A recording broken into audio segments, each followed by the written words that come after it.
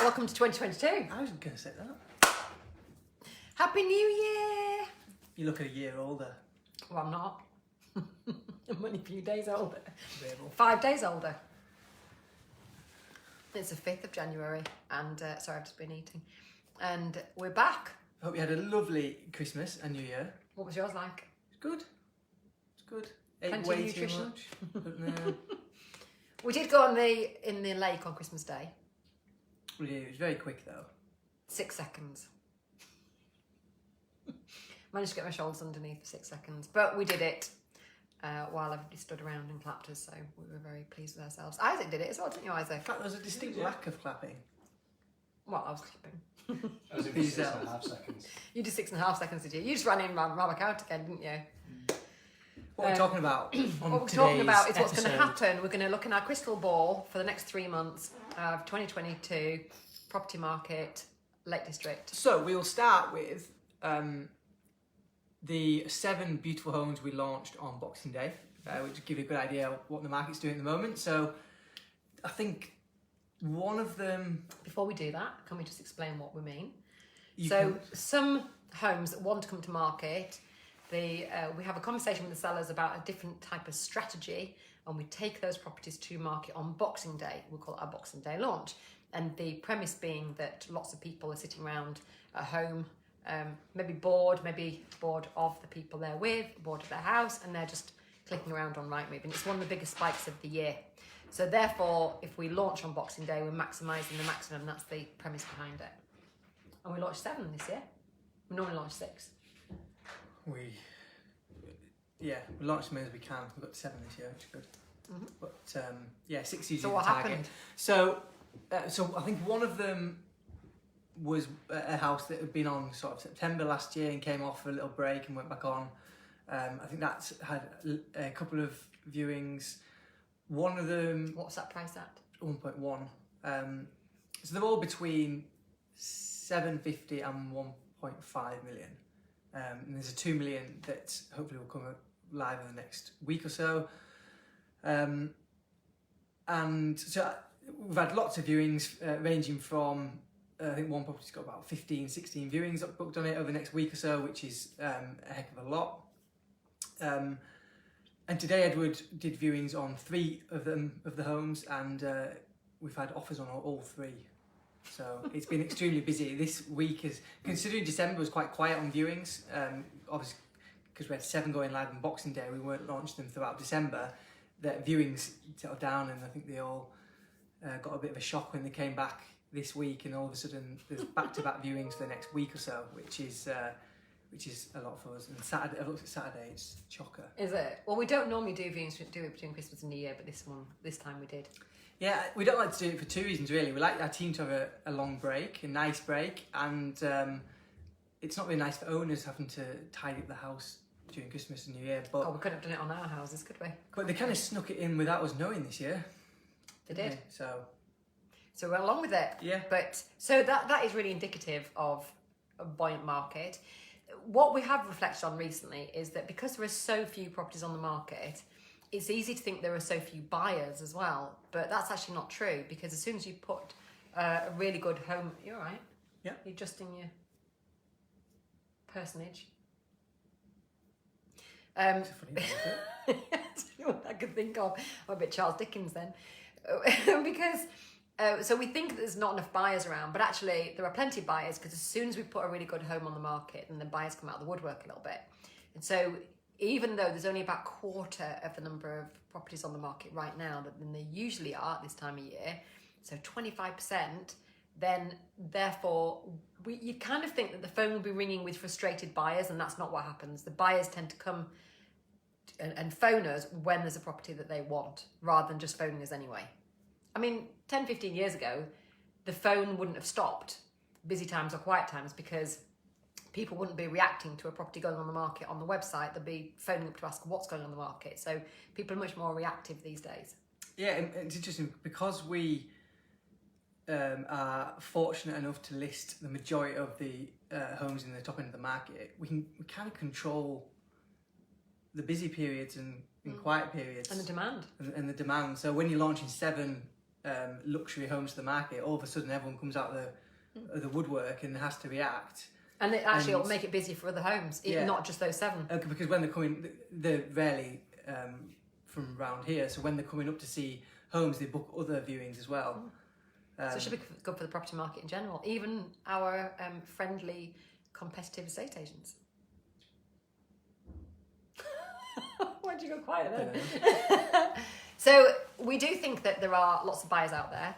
We've found that a couple of trends recently. So one is that people have been buying in the pandemic time, so the last 2 years, and then changing their mind, or their situation's changed, and so they're reselling. So they're not pulling out of the sale, they decide to resell. Yeah, so they've bought the house, they've done the work to it, or they've not, and then they've decided to resell. We've had a few of those recently that have resold within 2 years, and that is less usual. They've sold before going to market, so you probably haven't seen them. Mm-hmm. But what's happened is the couple that I can think of bought sort of either just as the pandemic hit or just after, when it wasn't really sure what prices were doing, and therefore, I mean, some of them have taken a 30-40% rise. Yeah, massive. In With not doing any work either. No, and they haven't bought to resell. No. They're both change of circumstances. Well, sometimes what they've done is they've bought at the tail end of a stale period.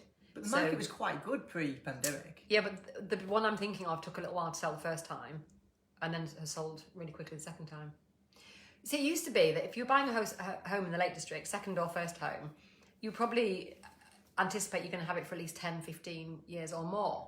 And now people are buying with a much more shorter time frame in mind. So they might be buying it thinking, well, I might only have it for a couple of years, and that doesn't seem to Which is great for us. It's great because Those of you that have been in your house for 30, 35 years. You're no good for us. We like transactions. What kind of houses are the most popular at the moment? What are people looking for? Anything that can be holiday let. I know that's probably not what a lot of locals want to hear, but anything that can be holiday let is snapped up straight away. Anything with any kind of view, so lake view, mountain view. Saw an amazing view this morning, didn't we? Best view we've seen for a while. Yeah, it was beautiful. It was. So anything like that, it is very popular. The houses that aren't as popular at the moment are the houses that can't be holiday let. They seem to stick a little bit. As soon as somebody hears it can't be holiday let, they seem to just move straight on to the next one, which wasn't always the case. Yeah, I was saying that we've just sold 2 that can't be holiday let today. Yeah. But definitely, if your house has a view, can be holiday let, that is the premium at the moment, and you can ask maybe 20-30% higher than probably what it's worth on paper. There's also we don't seem to have that many homes between sort of 500 and $1 million. That's a nice price segment. I think that we could get more homes between kind of 8 and 1.2 is a real sweet spot at the moment. Yeah. So if you know anybody, in fact, who do you know who could be selling a house between 8 and 1.2? That would be really good to know. We've sold some really big houses in 2021, sort of £3.5 million houses. And what do you think the property market's going to do this year for the top of the market? We keep waiting for stock levels to rise, and I guess for that to happen, then maybe the buyers need to reduce, but the stock levels so the number of properties on the market are not rising fast enough to kind of lower the number of buyers that are coming to fulfill the buyers. Yes. Yeah. So there's no sign. I guess that'll be a slow transition in that end of the market. You can't all of a sudden put 30, 40, 50 houses over 750 on the market. It's not going to happen. So it's going to be a slow transition, and that transition hasn't started yet. So it's still going to be strong for the foreseeable. Certainly. There you go. Heard it here first. So if you are thinking about selling, we would still say now is a good time to sell, because we have no way of knowing what's going to happen sort of 6 months, 2 years time. In fact, we were looking at another area of the north about the number of properties that are over 500,000 as a proportion of all the properties that are on the market. And here in the Lake District, that proportion is going up.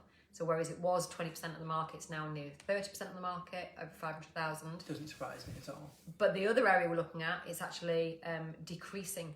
So whereas it was 20% of the market, it's now more like 12% of the market. So that says to me that the beginning of the market, the lower end is starting to get more traction and starting to maybe stockpile a little bit.